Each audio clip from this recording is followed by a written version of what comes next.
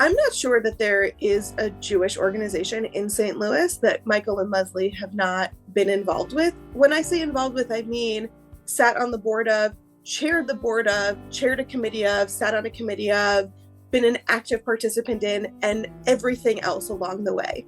Michael and Leslie as a couple are certainly on one hand a partnership, and they have shared their community activity both in Federation and lots of other kinds of organizations. I think both of them have served as role models. Leslie's a lifelong learner. She always wants to know more about whatever it is. Leslie is a powerhouse.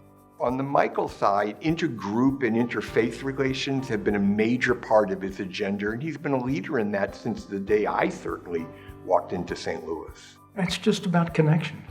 It's about community. Anytime that you can get a diverse group together and sit at a table or sit on the grass and keep yourself happy, it gives you encouragement, it gives you an energy, it gives you a hope. I think a lot of people who stay within something that's isolating feels very comfortable. But if you go into the JCRC and you sit at a table that's a round table of different views, you have to be able to talk to one another so that you can live together. Michael and Leslie have individual passions and step into their roles completely as individuals. It's so wonderful to see how they support one another and how they also come together as a couple. When Michael and I were presented with the idea of doing PJ Library for kids, there wasn't even a doubt in our minds. Everybody knows their passion for PJ Library. Any of us who have had children in St. Louis have had the privilege of getting an envelope with Michael and Leslie's name on it. And they really recognize the importance of Jewish education, Jewish continuity, and the connection that these stories bring to families and to generations. One of the ways that both Leslie and Michael have led in relationship to Israel is bringing other people to Israel. They've led a number of community missions to Israel. When Leslie was chair of the partnership program, she would bring her committee to Israel for site visits and opportunities to meet with leaders there. I had the opportunity to work with her in those years, and she brought wisdom, and she brought passion, and she brought a real commitment to strengthening the country and the people of Israel. With all the issues that we as Jews have, can't do it alone.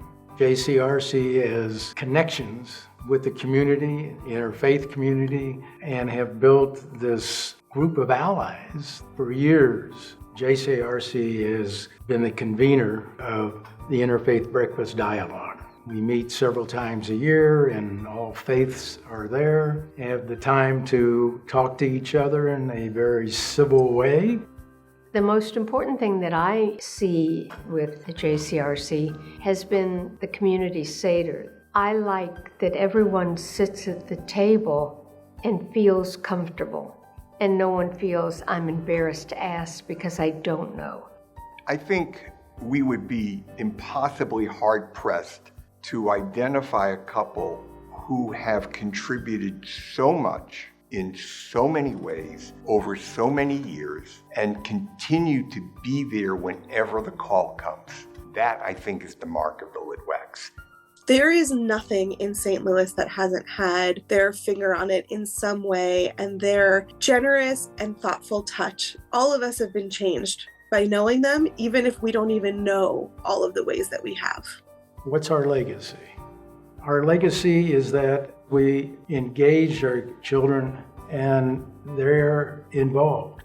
Matt here with a number of boards that he's on, and I think he's leading a young leadership group next year to Israel. Jason in Chicago is very involved with the day school, as his wife is, and he is also one of the youngest board members on Camp Ramah. So that's our legacy. I mean, what else can you ask for?